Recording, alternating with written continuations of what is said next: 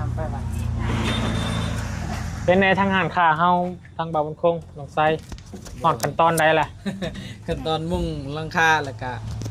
ว่าสิเทพื้นนี่แหละเทพื้นแล้วก็ใส่ประตูแล้วก็มีแต่ว่ากันว่ามีเงินมื้อหน้าก็สิอันนั้นเลยเด้แบบว่าขายเครื่องขายของนี่แหละขายข เขา นม หาซื้อเครื่องเขามาแล้วบัดนี้เนาะ ค่าขึ้น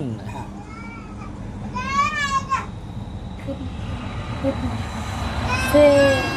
โปดไปทานเว้นเว้ย เอาไว้ ทานน้องไซ หาน้องสะช่อสละอิ สิ จางเกริง ซื้อเว้นซื้อนะซื้อเครื่องเว้ยซื้อเครื่อง อันต่อไปอันต่อไปอันต่อไป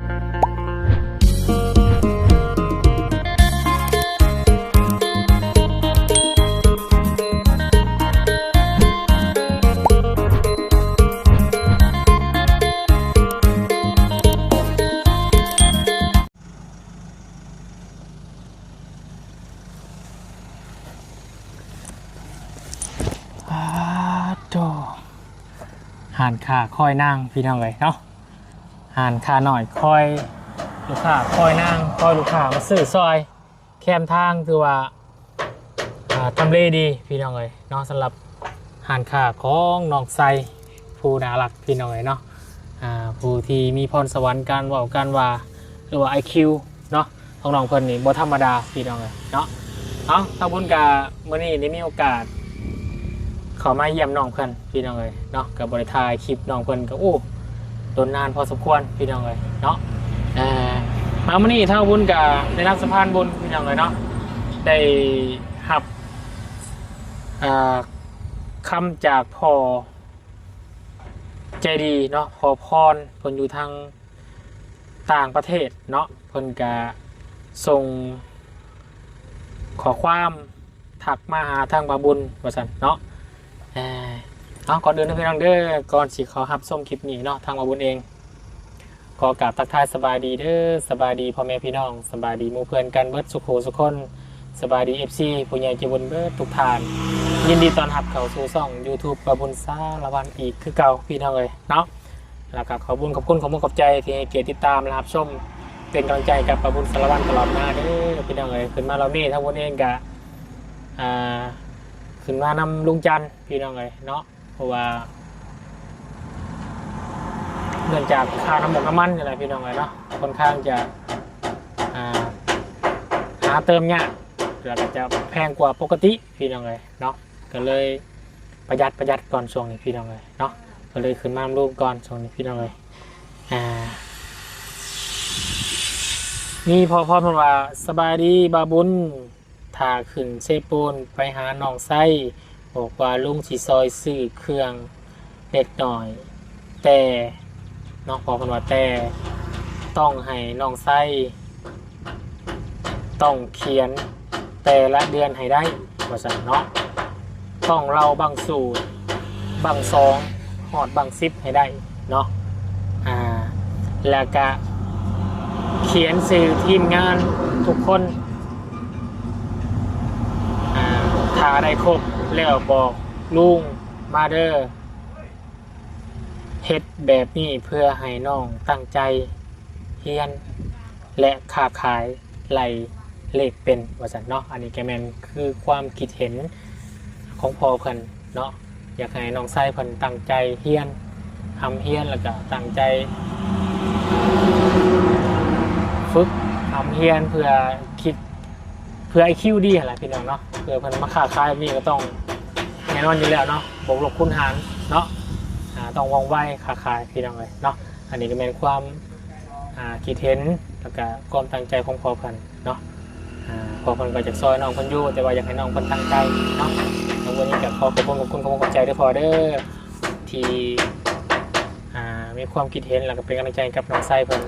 ขอบคุณน้องเพิ่นพี่น้องเนาะขอบคุณก็ดีใจหลายเนาะที่มีทาง FC เนาะคนอยู่ต่างประเทศอย่างที่บุญเพิ่นเนาะเป็นกำลังใจกับน้องไส้หรือว่าพอน้องไส้เพิ่นบ่าบุญคงเพิ่นนี่แหละเนาะจนสิมีหานขาเป็นของตัวเองแล้วพี่น้องเลยเนาะ แล้วก็ดีใจกับบอมคงเพิ่นเนาะเพิ่นได้แล้วบ่เงินเดือน YouTube เนาะได้สิถามเพิ่นคือลองเบิ่งพี่น้องเอ้ยเนาะถ้าเพิ่นได้ก็โอ้ยดีใจนำหลายพี่น้องเอ้ยไปพี่น้องเอ้ยเดี๋ยวไปเบิ่งไปชมนำกันเนาะทาง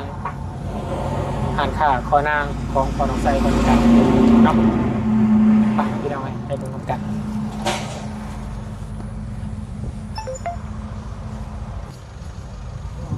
พี่น้องเอ้ยโอ้ยงามใช่พอน้องไส้เพิ่นกำลังไปตามน้องไส้อยู่พี่น้องเอ้ยจักเพิ่นไปทางใดเนาะมาหาทางน้องดาวเฮาก่อนพี่น้องเอ้ยโอ้ยสบายดีน้องดาวโอ้ยบ่ดีผมพอกันแต่โดนตั้งแต่มายืนเป็นบริการได้เงินจังหลังก็ไป5 ล้านบ่จาก6 ล้านเนาะจากอาจารย์ลาเพิ่นพี่น้องเอ้ยขออนุญาตหนีไม้เนี่ยเป็นจังไดอยู่ดีไม่แห้ง อยู่ดีไม่แห้ง จะได้กับเสียใจได้ทั้งอ้ายจ้ะเนาะ โดย ทั้งลูกคนก็มาอยู่พี่บ่น้อง แม่ ยัง น้องไว้ น้องไว้ โด เนาะ ย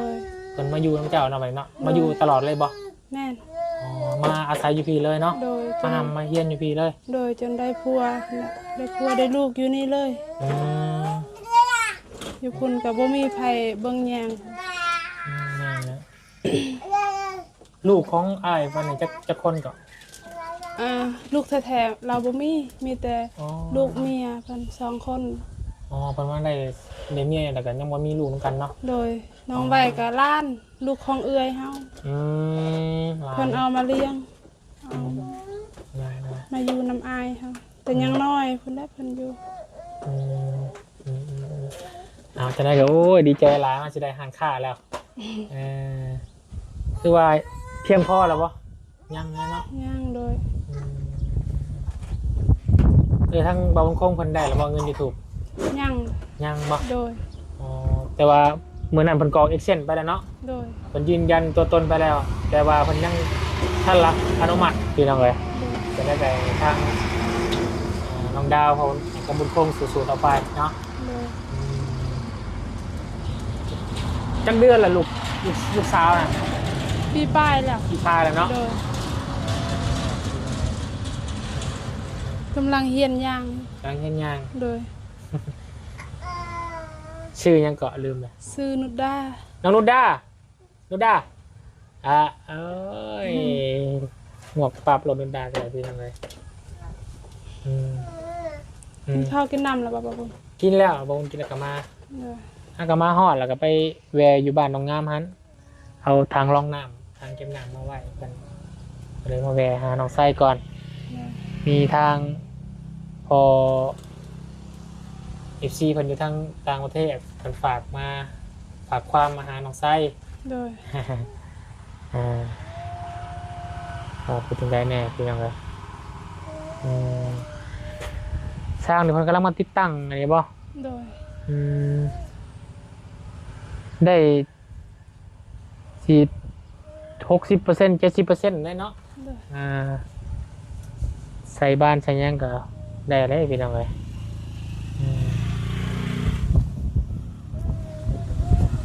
น้องไส้เพิ่นไปใส่เกาะ เพิ่นไปบ้านอารางจากเพิ่นไปเฮ็ดหยัง มันอารางพุก โดย ขามเซ่พุก บ่นี่อยู่นี่ อ๋อใกล้ๆนี่บ่ โดย อืม พอเพิ่นไปเอาแล้วจังได๋ก็มา อืม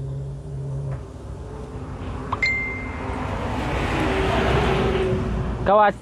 สิค้ายยังแน่ในห้างเนี่ยขาย เบิ่งตามงบแล้ว งบพอเท่าใดก็ซื้อทั้งนั้นแหละบ่มีงบก็คือเก่า ตามเนาะมียังขายเบิ้ลแล้วเป็นแม่ค้าเนาะ โดย ขายผักขายหญ้าขายบักพริกกระแดกเป็นนัวไปแล้วเนาะ โดย ส่วนร้ายเพิ่นคนขายน้ำนี่เนี่ยเพิ่นสิไปเอามาแต่เวียดบ่ แม่แต่เวียดอยู่ลาวมันแพงโพดเวียดใครๆแน่ หัวอยู่เนี่ยมันใกล้แสดนเวียดเด้พี่น้องเอ้ย โดย ส่วนร้ายเฮาไปเอาอยู่เวียดมาแหละสิถือกว่าเพราะว่าตอนบริษัทบ่บุญเฮ็ดเวียกอยู่บริษัทคือกัน โดย แต่ก่อนเป็นเซลล์นี่ก็เครื่องเพิ่นนำเข้าไปเวียดเบิดเอามาขายแล้วก็มันได้ถือกว่า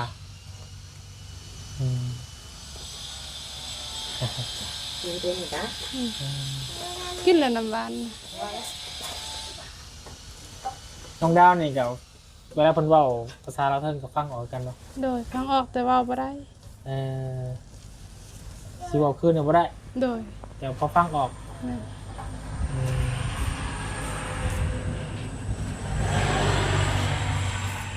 คอยซึมซับไปแล้วเนาะ โดย จักปีแล้วก็มาอยู่ในบุญคงเลย สิได้3 ปีเลย3 ปีปลายเลย มันเกือบรุ่นระดับ10 ปีไปเลยพี่น้องเชียร์บอลได้เนี่ยวนคิดว่า โดย เพราะวนก็บอกวนเคยถามทางแม่น้องนกเดี๋ยวพี่น้องคนบอกโอ้หลายปีเติบเชียร์บอลได้นี่มาละ มาพี่นะ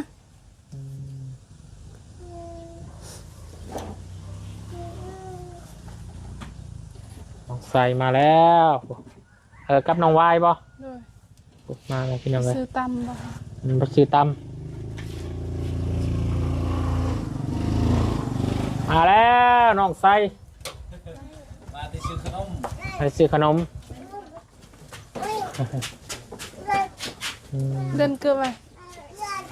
มาตะกู้เส้นนางคนคงมาดีน้องไส้โอ้มาดี โอ้บ่ได้เห็นนานนะว่าน้อขึ้นเนาะเดี๋ยวนี้ บ่ หากมาแต่ไทยบ่ แม่น ได้ใครนี่แหละอันน่ะ แม่ทางบ่เตียง บ่เตียงน่ะแคนไข่แน่แล้วไข่ขึ้นหลายอยู่ ดีใจนะ แม่น มีแต่เซต5เพิ่นนี่แหละทำการแม่เพราะว่าไปก็บ่ได้แล้วบ่มีรถมีหยัง แม่น มี แล้ว เงินแล้ว อืม อุ้ย มาไปใส่มาซื้อตามบ่ เอาน้ำไหมเอาน้ำกินเข้ามา มานำเลย เอาน้ำไปไว้ เป็นในทางหารค่าเฮาทางบ่าวบนคงน้องไส้ฮอดขั้นตอนใดล่ะ ขั้นตอนมุ่งหลังคาแล้วก็ว่าสิเทพื้นนี่แหละเทพื้นแล้วก็ใส่ประตูแล้วก็มีแต่ว่ากันว่ามีเงินมื้อหน้าก็สิอันนั้นเลยเด้แต่ว่าขายเครื่องขายของนี่แหละขายข เขา นม หาซื้อเครื่องเขามาแล้วบัดนี้เนาะ โดยแม่นแห ค ละ อยซื้อเขาทะลึกทะหน่อยแล้ว โดย มีสำได้ซื้อสนั่นจริงเลย เพราะว่า ถ้าจะหนอนลองใส่คนกำลังใจหลายอยู่ ยังให้เพิ่นแบบว่าขายเครื่องขายหยังขายขนมข้าวต้มนี่นะเพราะว่าแถวนี้ก็บ่มีไฟนะขายมีแต่เฮาเนี่ยว่า เป็นเมค่านี่คิดแบบว่าต้องใส่เครื่องคิดเลขได้แล้วป่ะทุกอย่าง คิดลายเอาเนาะ คิดไรเอาเนาะ อันไหนที่ที่ไรบ่เป็นก็ไล่ใส่เครื่องคิดเลข ต้องใส่เฮียนฮอตไซแล้วก็เฮียน บ่ฮะ ปห้าเนาะ ปีหน้า ปีห มา น้า หนึง มหนึ่งแล้วเนาะ โดย มหนึ่งกับไปเฮียนอยู่ใช่ บันดก โอ้ไกลเติมเนาะ โดย อยู่บันดงเฮียนตอนป่ะเฮียนจนจบหมดแล้วจบมเจ็ดหมดแล้ว โอ้ยบ่จบดอก มีแต่ว่าเบิ่งซิแลนด์ให้ทางน้องวายเพิ่นนี่แหละเฮียน แฟนกัน ไปนํกันสองไอ้น้อง ไปยังคือเฮียนหมดจบเฮียนมันจบแหละเนาะ บ่เห็นจมซีแล้วก็แล้วฮู้ค่าใดเฮียนค่านั้นฮู้ว่าฮู้จักว่าฮู้ซื่อๆแล้วก็เอาไปขาย ถ้าเครื่องเอามันสมัยเฮียนได้ก่อนเนาะ บ่อยากเฮียนดอกจบสูงๆเฮียนพออันใดขึ้นออกคือน้องไวนี่เฮียนใดคือเพิ่นนี่ค่อยออกตั้งแต่โดนแล้ว แต่นี่ยังรู้สึกว่าตัวเองยังบ่ได้ร้ายยังบ่เก่งกันบ่เออ เพราะว่าคันไม่หานนี่เฮาฮู้ซื่อๆก็เฮาก็สิออกเพราะว่าพอหาน ออกให้ยังเฮียนนะไปสิฮะ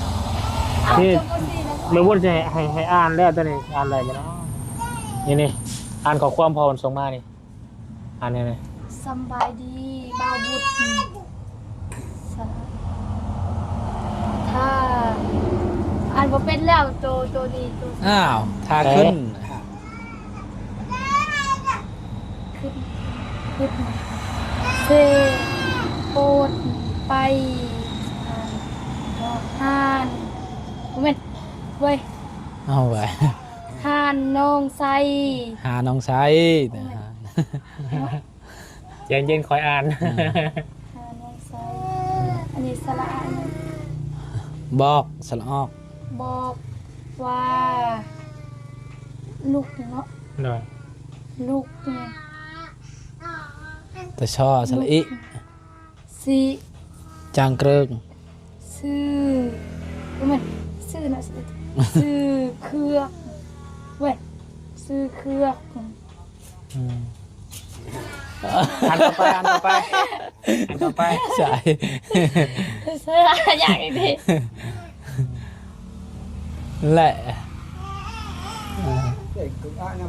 ติ๊กตัก เครียด ติ๊กตักติ๊กตัก แต่ละเดือน ใช่ป่ะใช่มาบุญอ่านให้ฟัง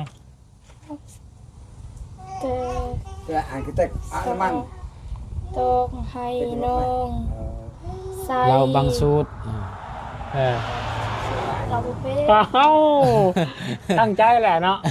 นี่เนี่ยสวัสดีบาบุญพาคุณเซปูนไปหาหนองไส้บอกว่าลุงชีซอยซื้อเครื่องเล็กน้อย ต้องต้องให้หนองไส้ต้องเขียน แต่ละเดือนให้ได้ ต้องเราบางสูตรบางสองถึงมาบางสิบ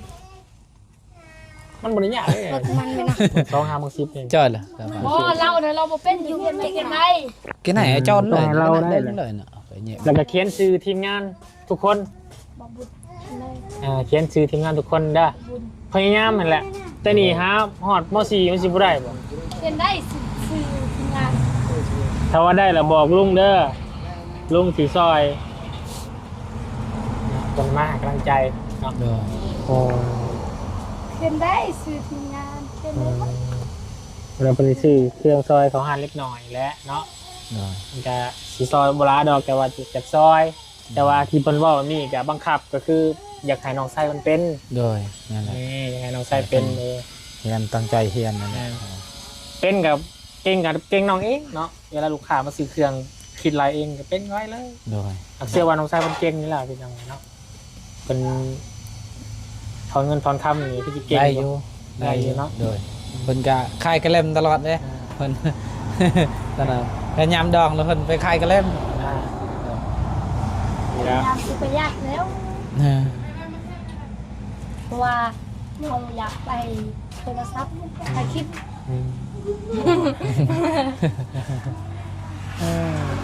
ยังไม่ได้เนาะเงินใน YouTube เจ้าเนาะ nhang vô thả bừng phần thì sao sao song này không ở đây ถ้าถือได้กันแน่เนาะ rồi ก็ได้มานี่แหละพี่ แต่ น้อง ว่าทางอาจารย์ลาวเพิ่นว่าอันน่ะวันที่คันวันบ่เข้าตอนนี้ก็วันที่22นี่แหละเข้าเพิ่นว่าเพิ่นประกอบให้เรียบร้อยแล้วมีแต่ว่ารอแบบว่าเบิ่งวันที่20ป้ายนี่เรา เพราะว่าเงินเดือน YouTube ออกประมาณวันที่ โดย 23ถูกวันที่23เงินเดือนออก โดย ของ YouTube โดย ถ้าว่าเขาถ่ายคลิป เดือนหนึงบ่ฮอด100เหรียญน่ะก็กดออกบ่ได้เลย โดย ต้องให้มันฮอด100เหรียญ โด มาย เรียนก็ต้องเงินเราเลย วัน2ล้านปลาย2ล้าน80พัน โดย ถ้าว่าเดือนหนึงบ่ฮอดกำหนดของ YouTube เพิ่นวางไว้100เหรียญก็กดบ่ได้ โดย เอาไว้เดือนหน้าเดือนหน้า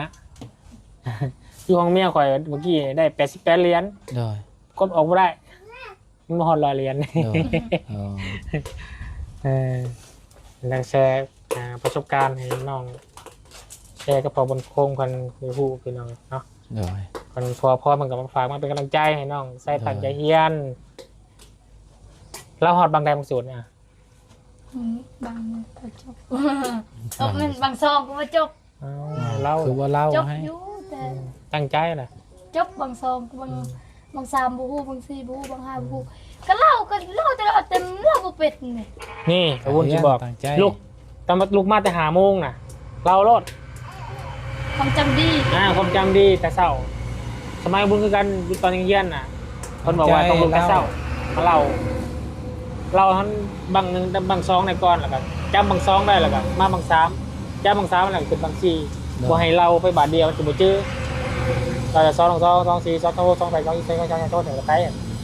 อ่อนเบาเราไว้นี่เนาะ ตั้งใจเอาแล้วคือเฮาห้องเพลงกันแล้วจะจำเอาได้สู้ๆสิว่าน้องชายต้องทำได้ เต้นหลุดนั่น นี่ภายในมาเยี่ยมอาจารย์มาหาแล้วบ่ เอาแล้วบอกเป็นยัง ยัง ยันเป็นกันไปทั้งแล้ว โดย เป็นแวะไปหานางหัวอยู่เมื่อกี้เป็นยังไง อ่ะคนขึ้นมาใส่กดเลย แม่ ขึ้น คือ แล้ว ฮอดมื้อนี่แหละฮอดพร้อมกันขบุญกับมาน้ำเบาจันมาน้ำจันประหยัดช่วงนี้ โดย น้ำมันแพงแล้วก็หาซื้อยากกว่าดี แมน ก็เลยประหยัดก่อน โดย มาแล้วป้าสาว ขนาด เอายางเบิ่งหันเนี่ยป้า โดยข ใส่ นาด ส้ม ค่า ตำ ร ร ถ ถ ก็โอ้แพงเลย แม่น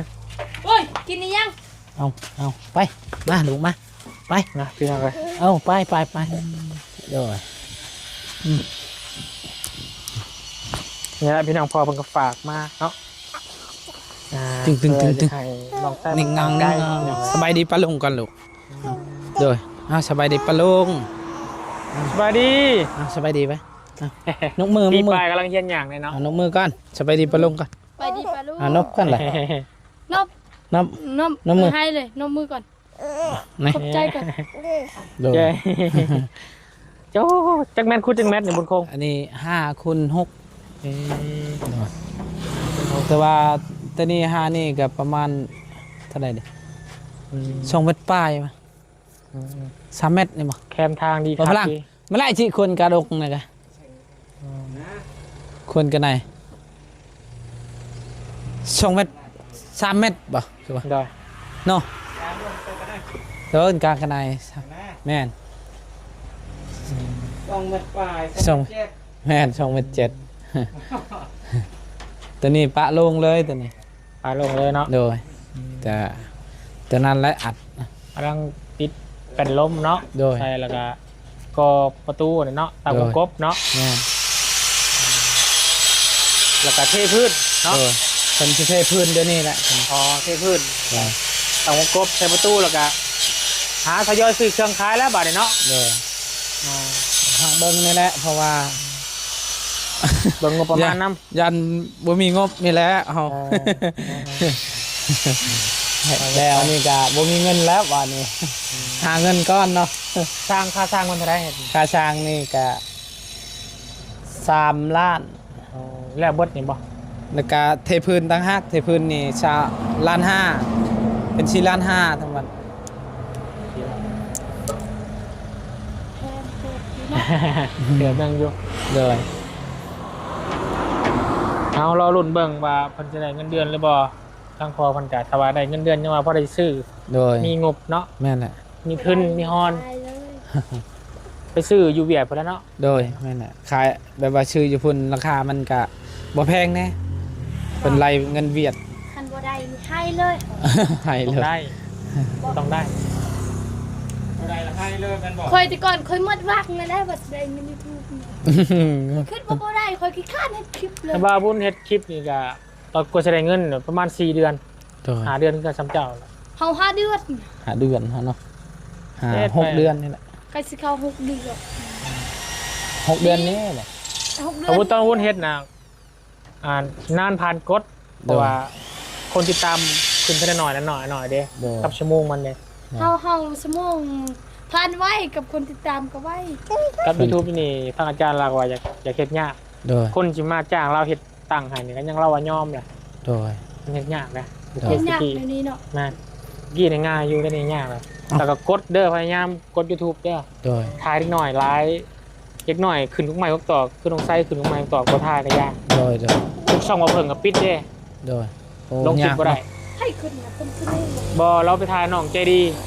น้องใจดีขึ้นกล้องเราหมด ใครบ่เพิ่งบ่ อ่า โดย เราไปลงคลิปทิศหนึงล่ะเรามือบ้านล่ะ โดย มันผิดกฎชุมชนเด้ มื้อนั้นสวยเลยเราก็ยังรถก็ยังเพ แม่นเมื่อบ้านรถล่มอีกนี่ โดยโอ้ บาดเบิดแข้งขาแล้ว โอ้ เห็นเมียเราถ่ายลงโอ้ยบ่เพิ่งเอ้ยว่ะ จ้าจังมันสวยแท้ คือช่วงเด้คือช่วงมาช่วยก็ช่วยก่อนนะ โดย แล้วก็ไอ้นั่นเด้อคนถือมาดถือผ้าถือมีดถ่ายก็บ่ได้ โดย สมมุติว่า เข้า เฮา ใจละลาย สมมุติเราคอยซื้อพานี่ทางไทยทางอยากบ่ได้นะ ได้อยู่ตัวน่ะแต่ว่าทำว่าเฮ็ดแบบนี้แบบใช้กล้องอะนะ โดย คือสิพันกันคือสิเฮ็ดหยอกกันน่ะบ่ได้ โดย มันผ่าพุ่นแห้งกับเลือดกับหยังนี่เนาะใช่บ่ได้ครับ โดย เอาไก่เตะกันบ่ยังบ่ได้ โดยขอบใจละลายที่บอกสอนเนาะ อันละอุ้มน้องฝากบอกเด้อทางลุงพรมันฝากมาบอกเด้อเป็นกำลังใจให้น้องทรายต่างใจเด้อ โดยขอบใจละ เดี๋ยวบน ลาย เอาขนมให้ก่อนเดี๋ยวแป๊บนึงขนมกำลังใจ จันเริงจันเริงพระ อันนี้ก็เป็นขนมเวียดกันเนาะ ใช่ นั่นบ่ นมไทยแล้ว ไทยว่าตัวนี้ไทยเนาะ โดยนมไทย ซองหนึ่ง38,000พี่น้อง โดยโอ้ ประ แพ มาณ งเนาะ 60 บาท โดยเอาขอบใจเลยเอาขอบใจลูกอ่ะน้ำมือกันน้ำมือกันตัวใดขนมเอา น้ำเอาบ่ใจก่อน เอา ใจเด้อ เอานี่เลยอ่ะขอบใจเด้อ เอาละเมื่อหน่าจะมาเยี่ยมใหม่นะน้อง โด ไก่ ยขอบใจละลายเด้อโดย ไป ใจเด้อสิบอก โดยซอยกันบอกกันไปนั่นแหละเนาะแชร์ประสบการณ์ให้น้องกันเพื่อนถูกพี่น้องเนาะไปซะโอเคพี่น้องบุญกระเสด็จขออนุญาตจบคลิปลาพี่น้องเพียงสมิกรพบกันในคลิปหน้ากันแล้วกันเด้อมาให้กำลังใจน้องไส้เนาะเอาอยู่ดีไม่แห้งก็สุขสุขคนสบายดี